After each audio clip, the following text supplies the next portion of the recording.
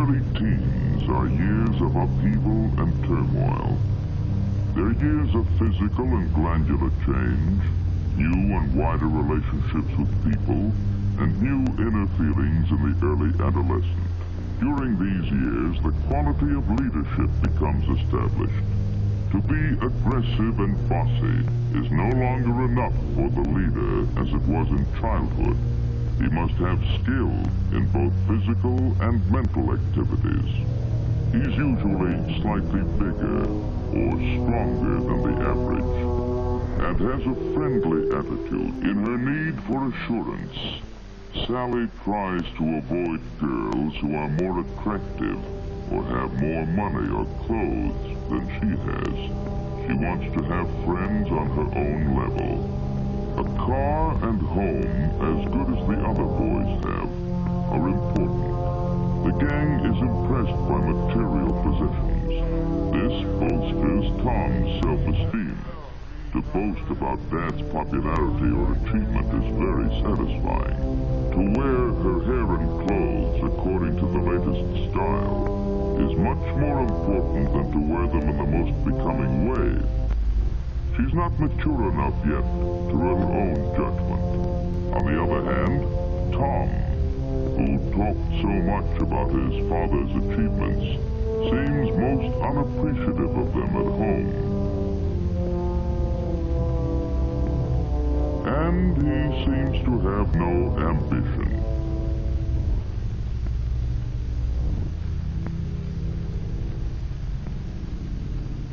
Sometimes his father wonders if he's all right mentally. He is, but early teens are years of uneven development. There are spurts of mental energy as well as physical, and at other times, nothing seems to be happening. There is no friction in Joan's family life. Her mother finds her a very good girl, not headstrong and flighty like so many of her friends seem to be. She takes her schoolwork seriously, perhaps too seriously.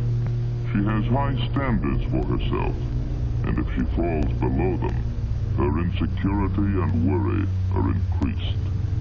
Joan seems to be coming quietly through these difficult years, but the stress and strain are there, and result in an almost complete withdrawal from people. She does a lot of daydreaming, imagining herself as the extrovert that she is not. She goes over and over little events in her life, reliving her successes and suffering through her failures all over again. Bill may be willing to cut the grass sometimes when he feels like it, but rules and jobs laid down too firmly by the top brass make him resentful. Bill is at that stage just before puberty, when children seem to go into reverse. Psychologists call it a negative phase.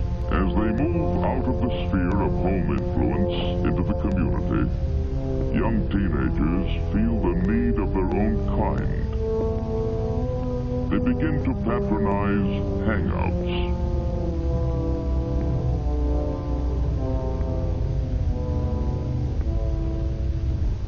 Because girls are physically more mature than boys of the same age, most of the advances in the early teen years are made by the girls. Their efforts are crude and childish, but they're the beginnings of experiment in sex adjustment. This kind of performance often shocks parents. The boys really do feel superior to those silly girls, but while they pretend to scorn their attention, they're secretly flattered. Nothing would make them admit this, though. Subconsciously, it takes the form of showing off to attract more of the girls' attention. At home, away from the group, there are other aspects of adolescent behavior that are annoying to parents.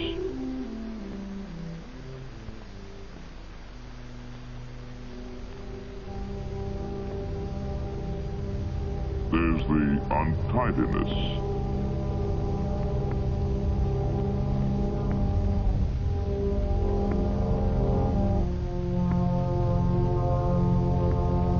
eternal hunger, picking at whatever is around to eat.